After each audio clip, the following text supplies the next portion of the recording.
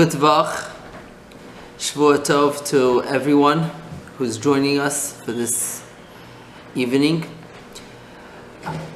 Tonight is beginning of the Shvua Shechalbai, the week of Tisha B'Av, and as we get closer to Tisha B'Av, it's more appropriate for us to think about what has brought the Chorban Beis HaMikdash to us.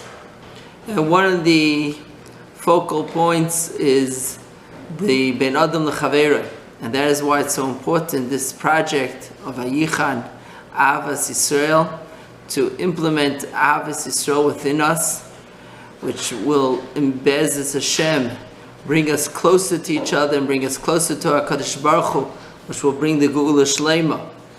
And I feel privileged that I'm able to be part of this great organization, this project of Vayichan, Ahavas Yisrael.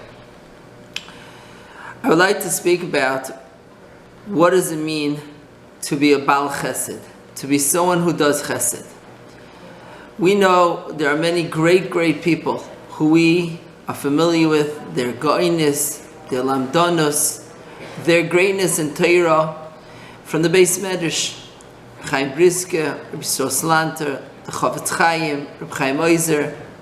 These were Gedolei Hadar in their times. They were Paiskim, and they were dealing with many great Torah issues, but at the same time, they were great in Chesed.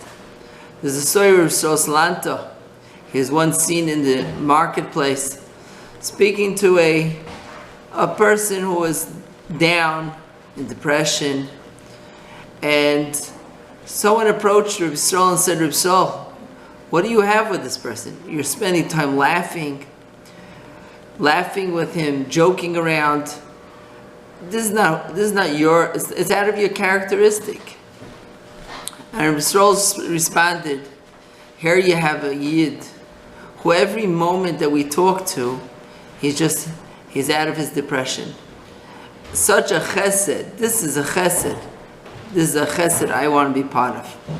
Chaim Brisker, besides that which he was known to have an open door policy in his house was hefker for everyone, including aniyim, poor people that had nothing to themselves, and he made them so comfortable that they felt that this was their home. That's how they lived in his house. Reb Chaim on his Matzev, it's written, Rav Chesed. He was the Rav of Chesed. And again, Reb Chaim was once seen in the corner of the Beis Medrash speaking to this simple Jew. And they approached Reb Chaim and asked him, what shaykhs do you have to this? And he said, Tilim Zaga. There's something wrong with speaking to a Tilim Zaga. You people think that you're greater and you're on a higher madrega than this person, so it doesn't fit for you to speak. But to me, I'm equal with him. I can talk to him, and no one else is doing it, so therefore, I have a mitzvah of chesed over here. And so we hear different maisim with the Chavetz Chaim, how he went out to do chesed. I just heard recently a very interesting story with Rav Shach, the Shiva Panovich, who anyone who knew him, he was a man who was, a different world. He was in a world of Torah, and he lived Torah and he breathed Torah. But at the same time, he helped so many other people out. The story I just heard recently was, he was in his 90s, walking down the street, and he sees a child digging in the garbage, searching. And he walks over to the child and says, what are you looking for? And the child responds, for stamps. I have a stamp collection. And Rav Shach said to him, I get letters from people from all over the world. Back then people used to send letters. And I have stamps. I get stamps from all different places. Tell me, what's your name? What's your address? And I'll bring you some stamps. A short while later, he shows up at the boy's door, and the mother answers the door and says, Rosh Hashiva, what are you doing here? He says, I came to see your son. She's like, well, did he do something wrong? He says, no. He has a stamp collection. I came to deliver him stamps. Shach, the great person like that, was able to understand the needs of someone else, understand the needs of a child, to the extent that he was able to understand that he needs stamps and it's important to him, and he helped him out. How is it that these great people were able to be so great in Chesed to the extent that they were. Rabbi Chaim Oizer used to say, Chaim Oizer was in his days, he was the Gadol Hadar, Paisik Hadar, dealing with very serious halachic shaylas. And he said, when I was younger, I thought that my purpose in this world is to write Svarim. But as I got older, I realized my purpose in this world is to help out Almanis. To help Almanis out there having a hard time. The Reb Chaim Volozhiner, the great Reb Chaim Volozhiner, the Talmud of the Vilna Gaon, used to say, and this is quoted by his son Reb Yitzchak Volozhiner in their Hakdama to the Sefer Nefesh HaChaim, that Reb Chaim Volozhiner used to say, not once, not twice, not 3 times, but tamid, constantly. Reb Chaim Volozhiner would constantly say, a person was not brought to this world except for one purpose, to help someone else out, to use your koichos to help other people out. That's your purpose in this world. And as we know that one of the memches kinyanim, we all want to be kind of Torah. One of the memches kinyanim HaTorah, one of the 48 ways of acquiring Torah, is noisei b'al chaveri. Being able to put yourself in the shoes of your friend, feeling his simchas and feeling his sorrows. When your friend's going through something, to be there for him, to help him out, to do chesed with him. Bein adam l'chaveroi. Bein adam l'chaveroi is what gives a person simchas hachayim. There's a Gemara brachas that tells us Tamidei Chachamim marbim shalom ba'ilam. And kipshutei we learn marbim shalom means they create shalom.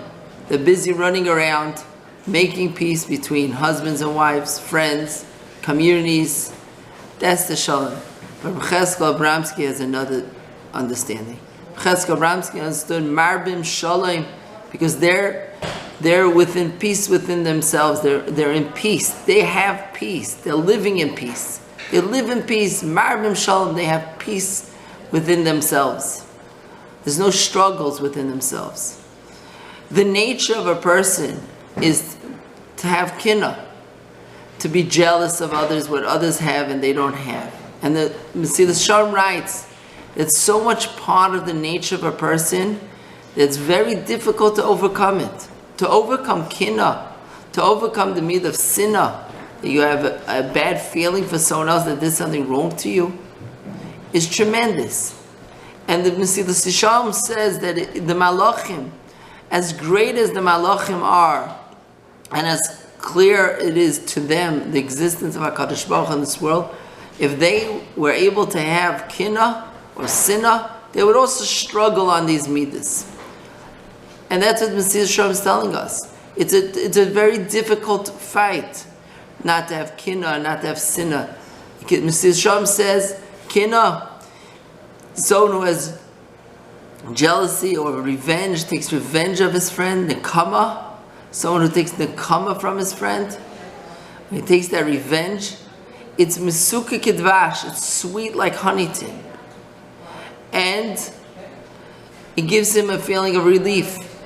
He feels nechama, he feels menucha after he takes revenge. So how it is that HaKadosh Baruch Hu doesn't expect us to have these midos of these bad midas between us and our friends. It says in Sharim, it's Gzeirus HaMelech. HaKadosh Baruch Hu wants us to realize what our purpose in this world is.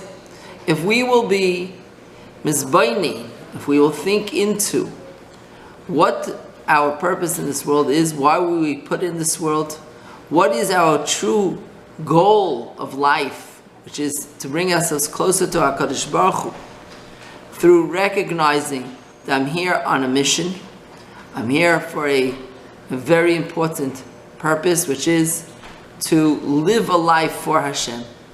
And the more I recognize that, I am here just for the 70, 80, 120 years that I'm here in this world, to fulfill my mission of what HaKadosh Baruch Hu wants of me, so then I'm living a selfless life. I'm not self-centered, it's others that are centered. I'm here for the other people. I'm here for whatever HaKadosh Baruch Hu wants of me, which is to be able to give whatever I have for Avodas Hashem.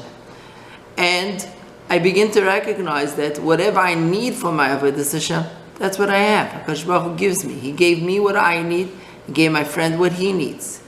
If something will happen to me, it's because HaKadosh Baruch Hu wants that to happen to me. If I bump into the wall, I'm not punching the wall, I'm not getting upset at the wall. So if Reuven gives me a punch in the street or says something to me, it's going to hurt, it's painful, but at the end I realize afterwards, this was what was meant to be. I need to go through that in order to get to wherever I have to get to. And that's the yesod that the Rambam tells us. The Rambam tells us when you realize that the world around us is hevel, it's just not productive for my world that I live in. What's not it by me, it's not supposed to be by me. Each person has exactly what they need, and each person has their book that they're writing about their own selves, that they're going through.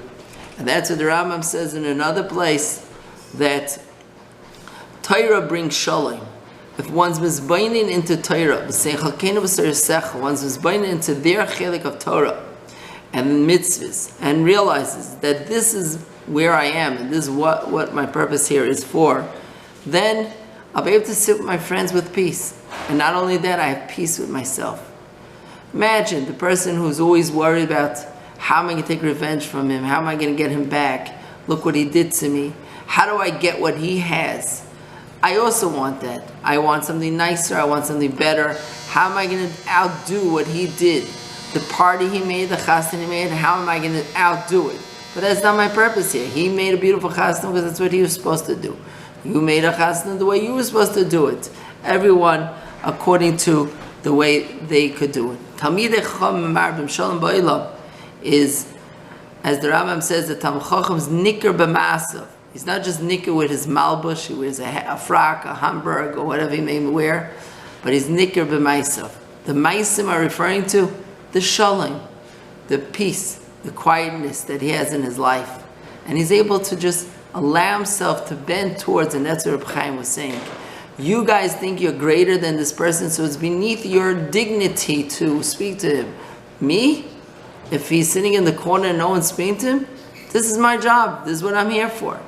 Says the Chavetz Chaim, the struggle we have with Lashon Hara, the struggle we have with Rechilos, is because we have that sweetness within ourselves, that enjoyment of being able to see what others have, what others did, and tell it over to others. Did you see what he did?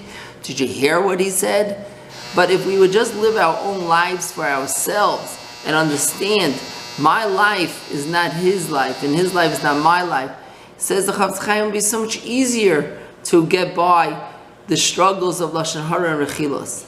It's that curiosity that gets us crazy. The more one's Isaac and Torah, more one recognizes his avodah and how he's fulfilling his avodah, the greater he'll be. In Pashas Balak, we speak about Bilam. He refers to Klal Yisrael, Shochin l'shvatav. Ma'atoivo alech Yisrael. Bilam praises Klal Yisrael with the fact that they live privately. Each person in their own home. The window's not facing someone else's windows. No one's looking into the other one's tent. And I think there's a deeper meaning to this. No one's looking into the other one's tent because he has what he needs for his avodah and I have what I need for my avodah. I don't need to see the car, the house, what he has for me to be a better Jew. For me to be a better Jew, I need to take what I have and use it in a way that will make me a better Jew. So if we think about this idea, I feel this is a key to doing chesed, a key to being able to do chesed. And that's why these Gedolim who were great in Torah, and they were machnia themselves to Torah, were able to be so great in chesed and give their entire lives over to chesed at the same time. It wasn't a steer, it was worked together, and there was so much in peace. They lived in peace, they were in peace. Nothing, they knew they were just accomplishing. We should be zaycha together to create our Bein Adam L'Chaverei, the Avos Yisrael, Vayichan Avos Yisrael, to be able to create and establish Avos Yisrael between one another. And together, when we daven, our tefillas will go up together, the Mefarshim say, when there's Avos Yisrael, and beg the Rabbeinu Shalom for the Beis Hamikdash to come very soon.